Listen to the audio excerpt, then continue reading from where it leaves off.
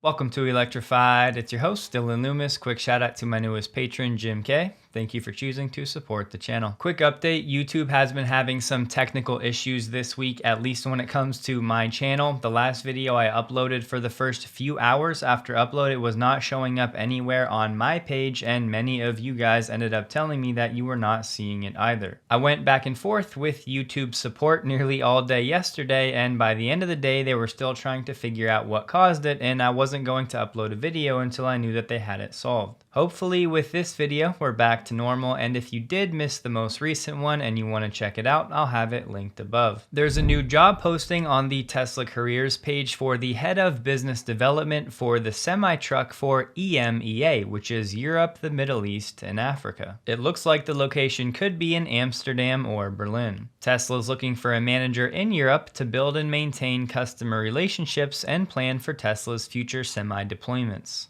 This person will regularly meet with prospective European semi-customers to understand use cases, needs, and duty cycles. Eventually, they'll work with individual site managers to spec vehicles and associated charging infrastructure. And finally, this person may work with government agencies and customers on projects involving external funding. That comes at a great time because the Tesla Semi is set to make its European debut, as the Semi will be one of the most intriguing exhibitions at the IAA Transportation Show in Hanover, Germany, starting September 21st. But we have the CEO of Chinese truck manufacturer Windrose saying that their upcoming electric truck is a direct challenge to the Tesla Semi. Windrose just announced plans to build a new assembly plant in the US to sidestep those Chinese tariffs. There are reports out there saying this truck already has the lowest coefficient of drag of any electric semi, but that's dependent on something at least for the US. Windrose is hoping to use externally mounted cameras feeding vertically oriented tablets in lieu of traditional side mirrors. So if they get approval, their truck will have a drag coefficient of 0.2755. For comparison, the Tesla Semi is 0.36, the lower the better. The Windrose CEO said the US market is friendly towards Chinese heavy electric trucks because of the fact that tariffs on imported trucks are much lower than those on cars. Many of our clients are US firms, for example Nike, and we can serve them in their home market. Windrose is still a pre-production truck, but they're saying it'll be at the same price as the Tesla Semi, around $250,000, with a 700 kilowatt hour battery, which would be good for up to 418 miles of range, fully loaded at 49 tons. The Tesla Semi has a 900 kilowatt hour battery pack and can do around 500 miles on a single charge, fully loaded. Windrose says US companies account for the majority of its approximately 6,500 standing orders. Orders which will ideally be filled by their planned US assembly plant in Georgia, which will piece together chassis and other vehicle parts made in China. And the company plans to expand its manufacturing operations in the EU. This assembly plant in Georgia is aiming for delivery of this truck there by 2025. The company did say they plan to make and deliver that order book of around 6,500 over the next 3 years, but they did not say how much they'll invest in the US or give specifics on how many orders came from buyers in the US. But doing some digging, Windrose will start delivering its first batch of electric trucks in China this month,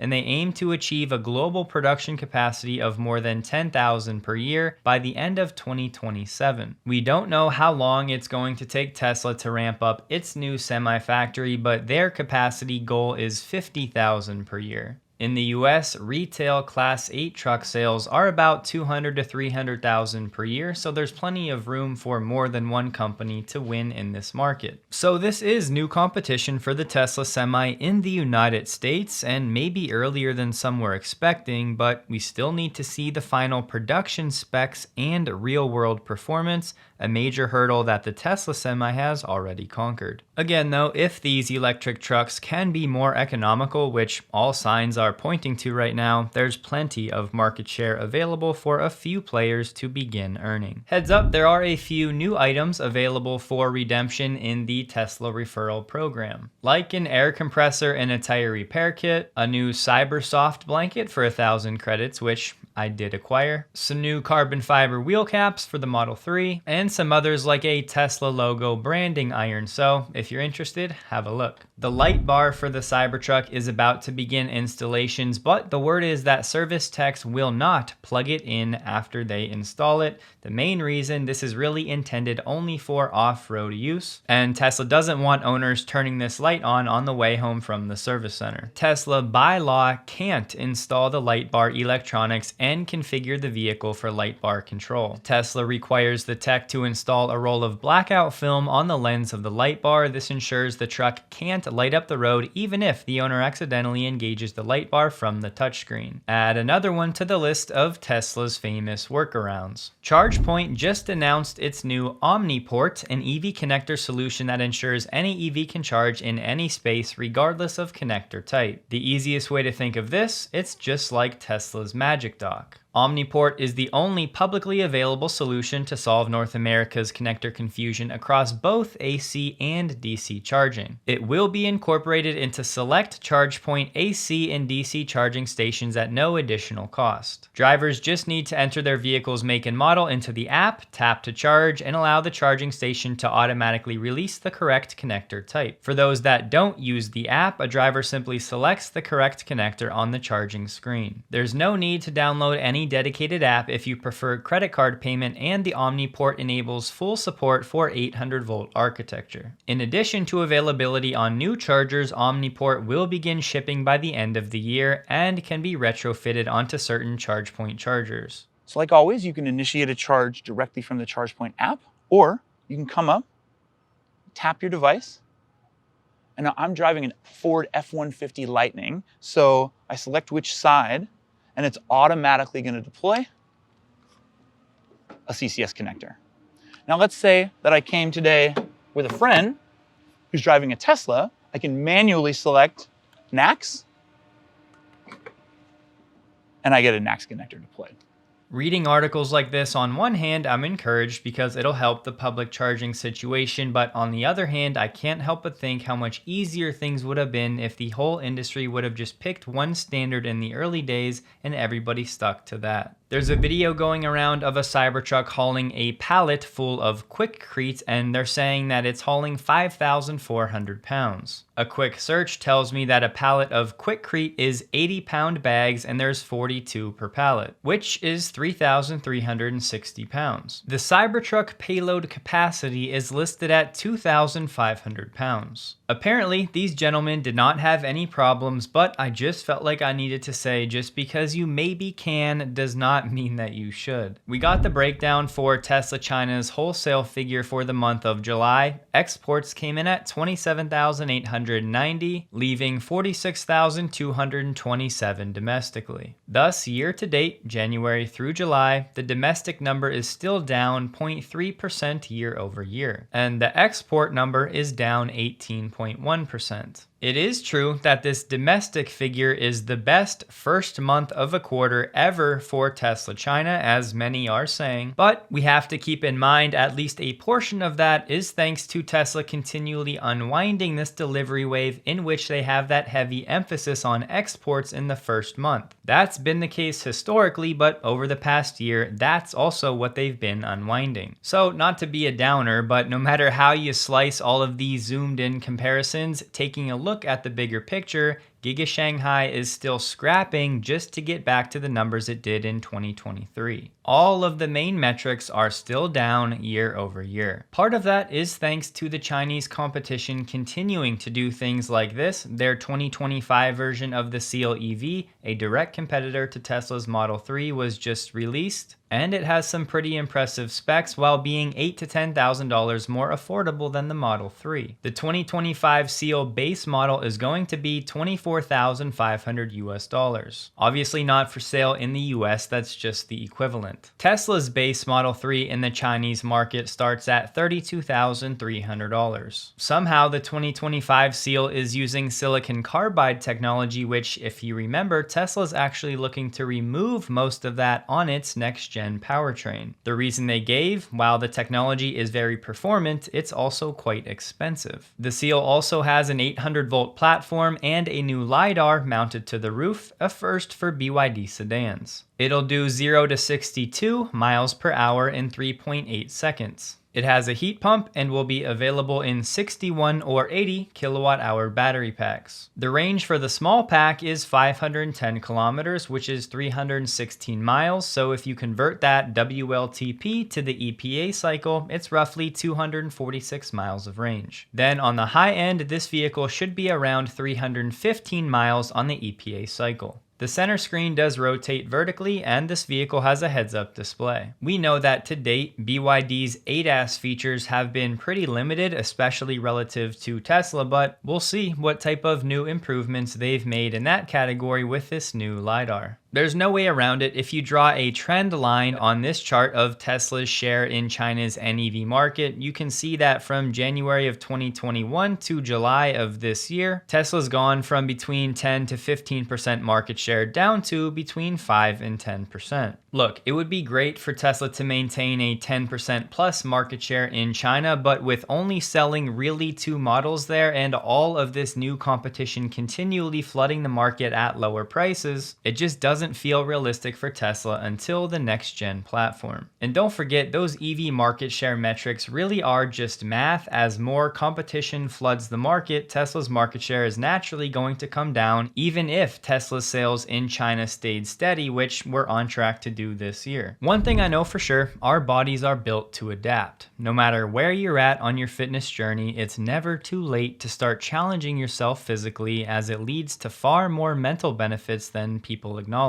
Over time, discipline is forged from simply showing up continually and doing the basics. You know what they say, if you don't use it, you lose it. And ensuring you get a baseline of nutrition each day is made much easier thanks to AG1, the sponsor of this video. If you're new, it combines vitamins, probiotics, and whole food sourced nutrients into one daily scoop. As I always say, it's not a health panacea, but I like the taste and I love the quality and the sourcing of the ingredients with AG1. Lex Friedman introduced me to AG1, recommending it in his day in the life video. Then I learned Huberman and Attia were on AG1's research team. In a clinical trial with third-party experts, they just found participants had 2.9 times more healthy gut bacteria after 1 month of AG1. As someone still repairing my gut health from a parasite, please do not neglect your gut microbiome. Making one good decision can snowball into many others, so if you'd like to try AG1 to support your energy levels and overall nutrient intake, you can get 5 travel packs and a 1-year supply of vitamin D3K2 for free at drinkag1.com/electrified below, or the QR code on the screen. Enjoy. The main Tesla account shared some data from Consumer Reports showing how Tesla vehicles cost the least to maintain. This then started circulating as if this was new, but we covered this back in April. A quick refresher though, in the chart, the blue is the cumulative 1 to 5 year cost, then the light blue is the cumulative 6 to 10 year cost, and the gray is the total 10-year cost. Focusing on the latter, Tesla comes in first at $4,035, followed by Buick in second at $4,900, Toyota in third, $4,900, Lincoln in fourth, $5,040, and then Ford rounds out the top 5 at $5,400. There was a report Tesla paused all Model Y deliveries in Canada. That's because they started importing again from China and the government needed to approve the rebate situation. As of today, that approval for the rebates has been updated, so delivery should be able to resume. Tesla Electric has a new partner in Sunrun, and this partnership will allow residents to receive compensation for sharing energy from their Powerwall to help the Texas grid. Customers will be compensated $400 per year per Powerwall for participation. Customers retain a portion of the energy in their batteries to provide backup power to their homes, and Sunrun will earn incremental recurring revenue for the program. This is Sunrun's first program like this in Texas, and right now it has more than 150 customers. With Tesla's VPP program, that is in response to specific events where Powerwall energy would go to the home or to the grid. One difference with Tesla Tesla Electric is that in an ongoing basis, Tesla is basically buying and selling energy from these power walls. So Tesla Electric really is an energy retailer. This partnership makes a ton of sense. Sunrun is one of the largest solar installers in the country, and they're already partnered with Tesla to install their power walls, along with their solar installations. More provinces in China are now eligible to buy Tesla vehicles for their fleets. This move by government agencies in different provinces reflects China's commitment to developing the EV industry through an open-up policy. They expect provinces and regions across the country to allow more foreign brands into the procurement process. Tesla's entry into the government procurement process shows a clear attitude of the Chinese government to encourage the development of intelligent connected vehicles, irrespective of whether the manufacturer is Chinese or foreign. A stark contrast from some other countries around the world. A researcher said Tesla and other foreign automakers are likely to land more government orders in the future. Now we have multiple different provinces where local governments, government agencies, and organizations will be able to buy a range of EVs for the first time, including the Tesla Model Y. As we've been saying, this is in part thanks to the fact that Teslas have been found to comply with China's data security requirements. I'm guessing many of you have already seen this, but Tesla did release some new accident data for Q2 of this year. I just wanted to clarify, I saw many people making the mistake saying that, wait a second, Tesla's autopilot safety data was actually worse in Q2 than Q1, so things are going the wrong direction. But with accident safety data, you really should be looking at the same quarter because this is going to be heavily weather dependent. Thus, comparing Q2 of 2023 to Q2 of this year, we do see a slight improvement. I like this chart that James Dauma shared. You can see that Tesla on autopilot, when it comes to miles between accidents, so the higher the better,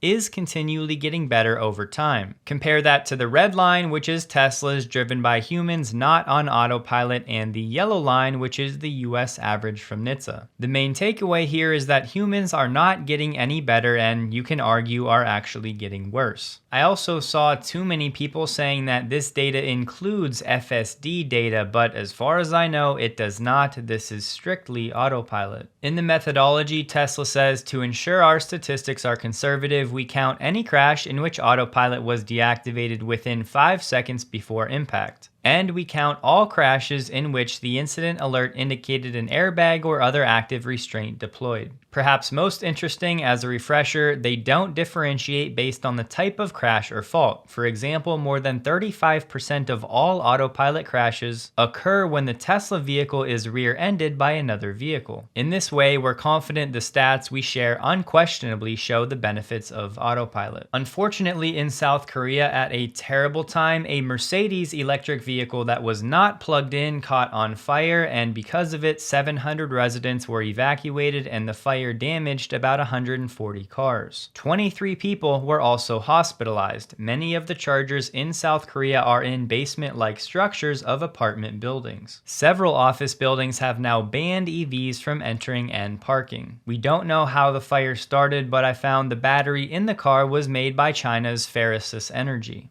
As you may expect, after this, many social media users are now questioning the viability of EVs. I say it's bad timing because in June of this year, there was a lithium battery factory that caught fire and killed over 20 people. Here's a picture of the aftermath of that Mercedes EQE. As expected, Tesla's continuing the build out of its private 5G network across all factories, now including Shanghai. An analyst from S&S, a company working with Tesla on this project, said Tesla continues to remain very tight-lipped about the scale of its private 5G rollout. With private 5G, we enable mobile machines to communicate ultra reliably and just keep running all the time. On the Cybertruck, Kyle Connor said Tesla asked for the Cybertruck back for some engineering research. In return, they're upgrading his motor to one of the latest pedigree that promises more reliability and efficiency. You know how Elon says it usually takes 3 generations for a product to be truly great? Well, I can't wait to see what the 3rd generation of the Cybertruck looks like. Just one more anecdote that these legacy OEMs are not going away as fast as many were rooting for. We have Honda's quarterly operating profit, setting a new all-time high. The weak yen did of course play a role in this new all-time high, but so did sales of hybrid vehicles. More and more, it's looking that hybrid sales for legacy OEMs are going to serve as the profit bridge for them to go from ICE to EV. GM has finally begun shipping the Sierra EV Denali Edition 1 to dealers. For this Edition 1, GM on their website has an estimated range of 440 miles. 0 to 60 in less than 4.5 seconds, max trailering up to 10,000 pounds. And how could you forget the crab walk? This edition will start right around $99,000. Tesla stock closed the day at $198.84, up 3.69%, while the Nasdaq was up 2.87%. Some of you have asked about the volume numbers I share in these videos. It's always on the screen right down here in the bottom right hand corner. You can see the day's volume and then the average volume the past 30 days right here. Today was a very low volume day for Tesla, trading about 55 million shares below the average volume the past 30 days. Don't forget, check out AG1 linked below if you're interested in trying it out for yourself, and if you do, as always, thank you for supporting the channel. Hope you guys have a wonderful day. Please like the video if you did. You can find me on X linked below, and a huge thank you to all of my Patreon supporters.